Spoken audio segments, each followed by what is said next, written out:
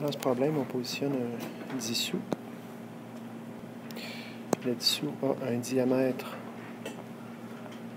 de 18 mm. Donc, son rayon est égal à 9 mm. La Lune a un diamètre de 3480 km et le rayon est de 1740 km. Pourquoi je parle de rayon? C'est parce que je n'ai pas besoin du diamètre en entier. L'idée, c'est qu'à l'intérieur de ça, je dégage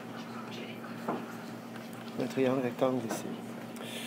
Je suis en mesure à ce moment-là de dire, j'ai deux triangles semblables. Je peux aussi tout simplement prendre le grand triangle, mais à cause de l'angle commun qui est ici, puis par exemple de l'angle commun qui est droit, si je prends juste ce triangle-ci, d'une façon toute simple, j'ai un triangle, deux triangles semblables par AA.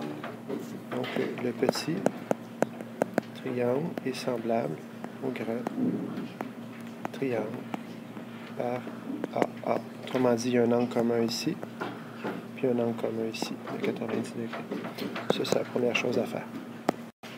Maintenant, comme j'ai démontré que les deux triangles sont semblables, je peux établir une proportion. Donc, par exemple,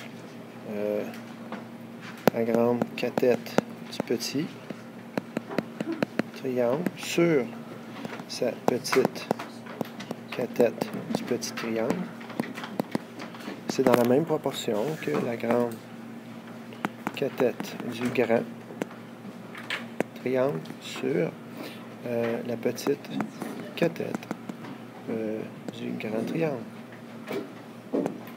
Autrement dit, je peux remplacer par mes chiffres. La grande cathète du petit triangle, c'est 2 mètres. C'est ce que j'ai ici. La petite cathète, c'est 9 mm.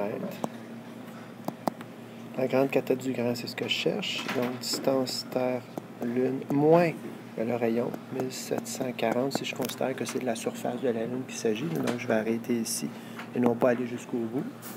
Sur la petite cathète du grand, qui est le rayon de la Lune, 1740 km.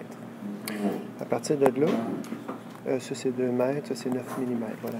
Alors, j'ai des mètres, j'ai des millimètres, puis j'ai des kilomètres.